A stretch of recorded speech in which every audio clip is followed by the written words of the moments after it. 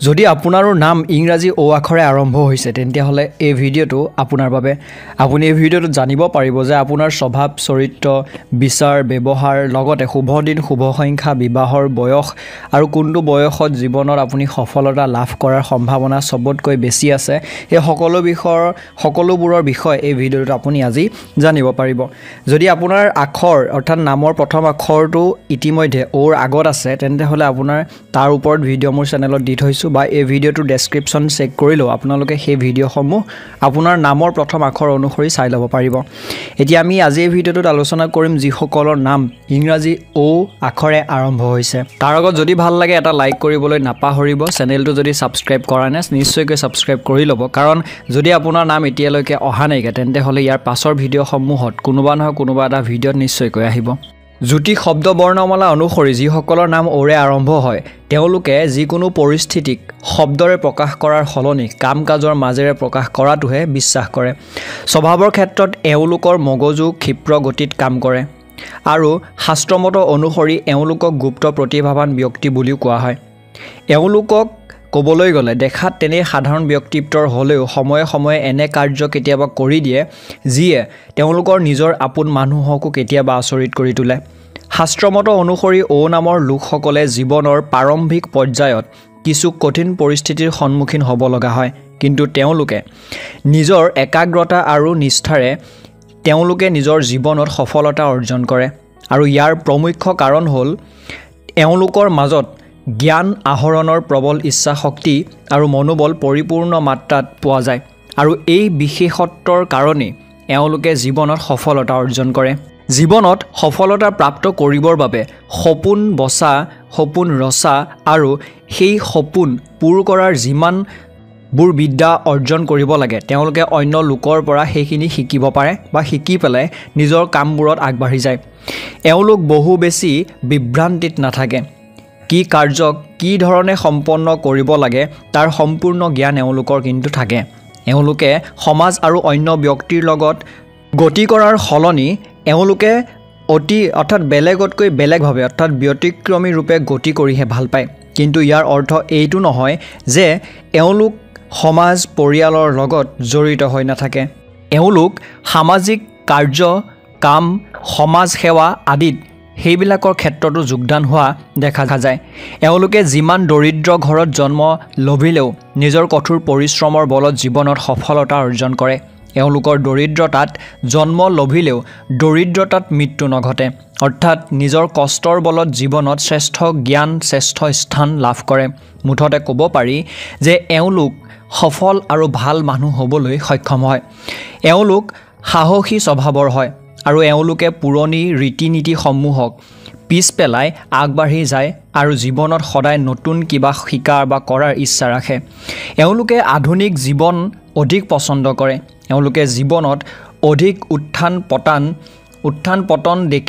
দেখা পায় যদিও তেওঁলোকে মানসিকভাৱে কিন্তু ইমান পৰিপক্ক হয় যে জীৱনৰ উত্থান পতনতো নিজৰ যি জ্ঞান আছে সেই জ্ঞান হেৰুৱাই নেপেলায় আৰু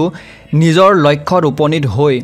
তেওঁলোকে যেনেকৈ বা যিয়ে কৰি নহলেও নিজৰ লক্ষ্যত উপনীত হৈ দেখুৱায় আৰু এই বিশেষত্বৰ কাৰণে এওঁলোক আনতকৈ ব্যতিক্ৰম হৈ পৰে এওঁলোকে আন্তৰিক মহত্বাকাংক্ষাৰ জৰিয়তে বহু সফলতাৰ শিখৰত উপনীত হ'বলৈ সক্ষম হয় আৰু সমাজ পৰিয়ালত নিজৰ এক বিশেষ স্থান গঢ় দিয়ে এওঁলোকে জীৱনত ভৌতিক সুখসমূহ অলপ দেৰিকৈ লাভ কৰে কিন্তু যদিও দেৰিকৈ লাভ কৰে সুখসমূহ লাভ অৱশ্যে কৰে অৰ্থাৎ অলপ পলমকৈ হ'লেও এওঁলোকে জীৱনত সমস্ত ভৌতিক সুখ দেখা পায় এওঁলোক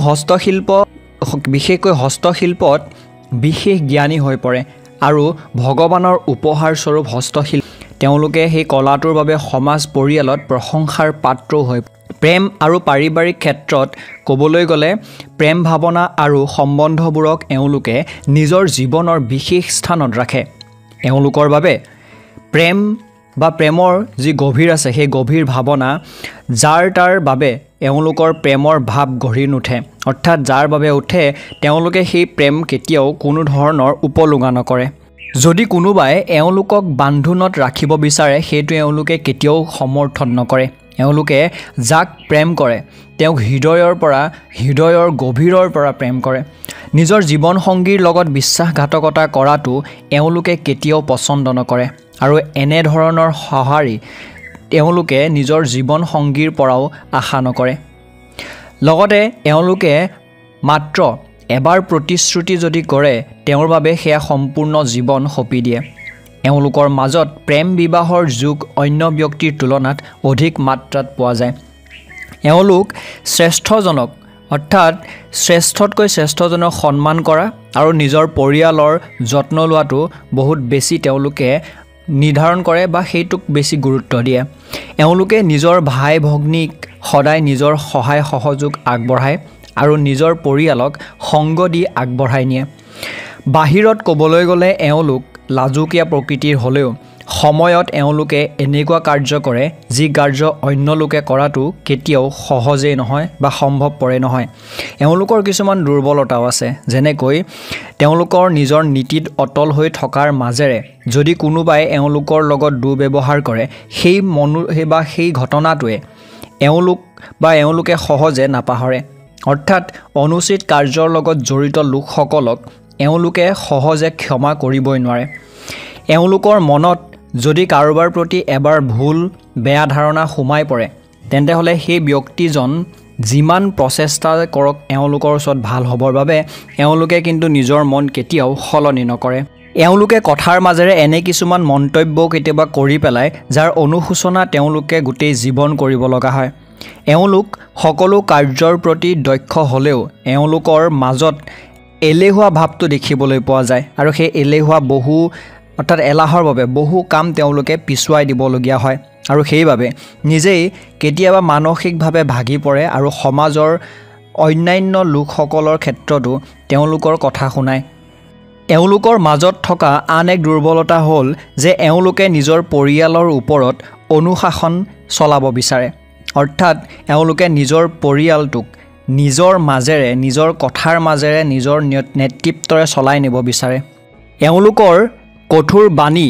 যি কঠোৰ কথা বতৰা কোৱাৰ ধৰণ আছে সেই ধৰণে বহু সময় তেওঁলোকে অজ্ঞাত শত্ৰুৰ সৃষ্টি কৰি পেলায় অৰ্থাৎ কেতিয়াবা নিজৰ কথা বতৰা কঠোৰ কেতিয়াবা কোনোবা ঠাইত কৈ দিয়ে আৰু সেই কথাৰ জৰিয়তে কিছুমান এনেকুৱা ধৰণৰ মানুহ তেওঁলোকৰ শত্ৰু হৈ পৰে যিটো তেওঁ গমেই নাপায় আৰু তাৰ পৰিণতি গোটেই জীৱন ভুগিবলগীয়া হয় কেৰিয়াৰৰ ক্ষেত্ৰত ক'বলৈ গ'লে আপোনালোকে যোনকেইটা বিষয়ৰ কথা এতিয়া উল্লেখ কৰিছে জ্যোতিষ শব্দ বৰ্ণনা অনুসৰি সেইকেইটা ভালকৈ শুনিব ইলেক্ট্ৰনিক মিডিয়া লগতে সায়েন্সৰ লগত জড়িত যিকোনো বস্তু যেনে ধৰি লওক মেডিকেলৰ লাইনে হওক বা সায়েন্টিষ্ট তেনেকুৱা ধৰণৰ যিকোনো লাইনে হওক আৰ্মি একাউণ্টেণ্ট ইঞ্জিনিয়াৰিং এনেকুৱা ধৰণৰ যিমানবোৰ বিষয় আছে সেইখিনিত আপুনি যদি জীৱনত চেষ্টা কৰে খুব সহজতে কম সময়ৰ ভিতৰত সফলতা অৰ্জন কৰিব পাৰিব বা এইখিনি বিষয়ত ক'ব পাৰে যে কিবা নহয় কিবা প্ৰকাৰে আপুনি সেই বিষয়খিনিত আগবাঢ়ি যোৱাৰ সুবিধা পাব শুভ সংখ্যা 2 4 6 শুভ ৰং হৈছে সেউজীয়া হালধীয়া আৰু পাতল গুলপীয়া শুভ বাৰ হৈছে দেও সোম বুধ আৰু শুক্ৰবাৰ শুভ বয়স